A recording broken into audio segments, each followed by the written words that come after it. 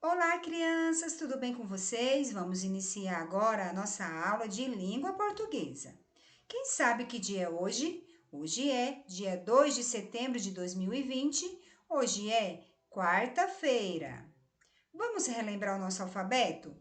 A, B, C, D, E, F, G, H, I, J, K, L, M, N, O, P, Q, R, S, T, U, V, W, X, Y e a letrinha Z.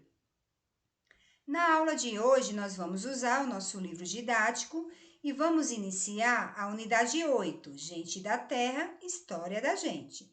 Vamos fazer das páginas 76 até a página 83.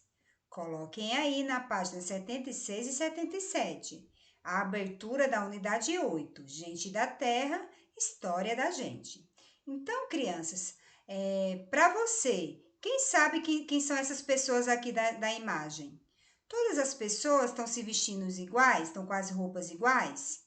O que você acha que os indígenas pensaram quando os portugueses chegaram em seus barcos? Aqui tem uma tela, né, uma pintura que representa o desembarque de Dom Pedro, de Pedro Alves Cabral, em Porto Seguro, em 1500. Essa tela aqui está exposta no Museu Histórico Nacional do Rio de Janeiro. Então, aqui nós podemos ver a chegada dos portugueses no Brasil.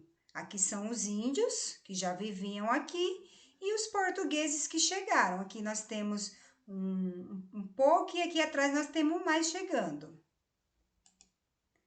Lá na página 78, eu vou fazer agora para vocês a leitura inicial. Então, crianças, acompanhem a leitura comigo. De onde viemos?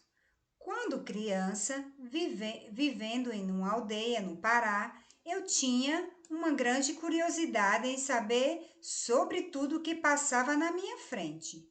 Não importava se era vulto de uma grande onça ou histórias contadas pelos mais velhos da comunidade. Eu não tinha noção exata das coisas, mas sabia que elas me inquietavam e no alto dos meus 9 anos queria entendê-las. Minhas perguntas nasciam junto com a observação que eu fazia do ambiente em que eu crescia. Por que vivemos daquela maneira?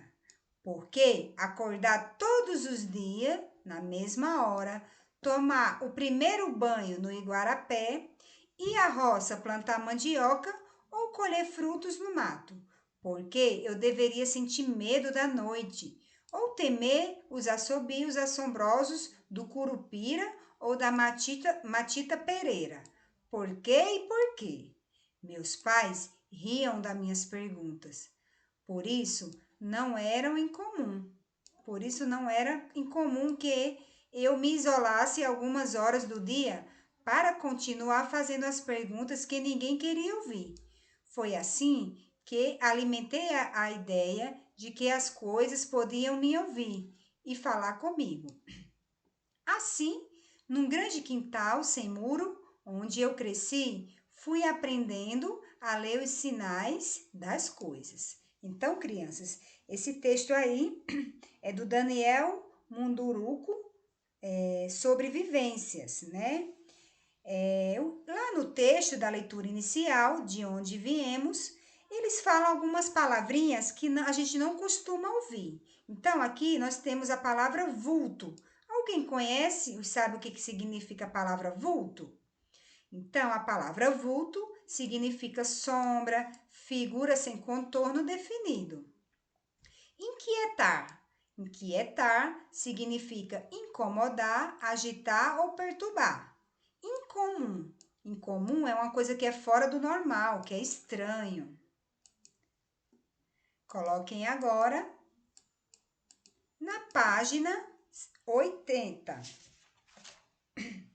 Conheça o artista. Daniel Munduruku é professor e escritor indígena da etnia Munduruku. Formado em filosofia, história e psicologia.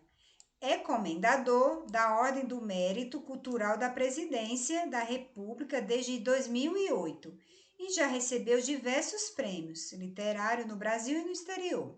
Em 2018, ganhou o prêmio da Fundação Bung pelo conjunto de sua obra e atuação cultural. Então, crianças, quem quiser mais saber sobre esse artista aqui, o Daniel, tem algumas sugestões de livro aqui para vocês procurar na internet e conhecer mais sobre o artista. Coloquem agora na página 81, Ideias em Construção. Na número 1, o texto apresenta um menino indígena, pinte o número e a palavra que indica quantos anos ele tem. Então, crianças, a gente vai pintar o número primeiro, depois a palavra de quantos anos ele tem. Quantos anos o menino lá da história tinha? Lembra que no meio dos 9 anos, que ele fala lá, então vocês vão pintar aqui o 9 e depois o 9 com a palavra. Número 2. O texto destaca que o menino era metido, curioso, desobediente ou sonhador? O que o texto destaca? Que o menino era como? Ele era curioso, né? Que ele queria saber das coisas, ele era o porque ele queria saber de tudo. Então, na número 3, o curumim fazia muitas perguntas. Copie com a letra cursiva 2 das perguntas que ele sempre fazia. Então, vocês vão copiar 2 perguntas com a letra cursiva que ele sempre fazia. Então, aqui nós temos, por que vivíamos daquela maneira? Ele fazia essa pergunta. E depois ele fazia também, porque acorda todos os dias. Então, vocês escrevam aí essas 2 perguntas com a letra cursiva. Lá na página agora, na página 82, se você pudesse se encontrar com um grande sábio que tivesse todas as respostas, o que você gostaria de perguntar a ele? Então, aqui, crianças, é uma resposta pessoal. Então, o que vocês gostariam de perguntar se vocês encontrassem um sábio que soubesse de tudo? O que vocês perguntariam para ele? Então, vocês vão escrever aqui, nesse espaço aqui abaixo. Número 5. Leia a frase. Por que tomar o primeiro banho no Igarapé? Igarapé era um rio, tá, gente? Então, vamos lá. Letra A. Igarapé é uma palavra indígena. O que você acha que ela significa? Ela significa arco, árvore ou um rio? Como eu já falei, ela significa o rio, Igarapé. As crianças primeiro tomavam banho no rio, os indígenas. Letra B. Reescreva a frase trocando a palavra Igarapé pelo significado que você escolheu. Então, qual foi o significado que a gente escolheu aqui? O rio, né? Então, vocês vão escrever por que tomar banho, o primeiro banho no rio. Então, vocês vão escrever por que tomar o primeiro banho. Vocês vão trocar a palavrinha Igarapé pela palavrinha rio e escrever aqui, tá? Número 6. O curumim citou algumas lendas do seu povo. Pinte as sílabas que formam o nome dessas lendas. Então, a lenda número 1. Qual era a lenda que ele falou que as pessoas, que era para ele ter medo dos assovios de quem lá? Que ele ouvia as histórias. Então, era do Curupira. Então, vocês vão pintar as sílabas que formam a palavra Curupira. Então, vamos lá. Então, vocês vão pintar ru, pira. Então, vocês vão pintar essas sílabas aqui para formar a palavra Curupira. Depois, lá na história também, da leitura inicial, ele fala também que era para ele ter medo do Curupira e da Matita Pereira. Então, essa era outra lenda que o pessoal lá da tribo dele contava para ele. Então, Matinta Pereira. Então, vocês pintam aí Matinta Pereira. O menino morava em uma aldeia. Converse com seus colegas e responda oralmente. Por que ele deveria ter medo da noite? Então, os pais falavam para ele ter medo da noite porque era escuro e ele não tinha noção do que ele poderia encontrar na escuridão, não é? E você? O que você acha? Você acha que também deve temer a noite? Vocês acham que vocês também têm que ter medo da noite? Vocês têm medo da noite? Então, criança, é uma resposta oral. Família e escola aqui abaixo. Atenção, família! Tão importante quanto as atividades do dia é o descanso da noite. Converse sobre a rotina da casa e avalie se o tempo e a preparação para o sono tem sido suficiente.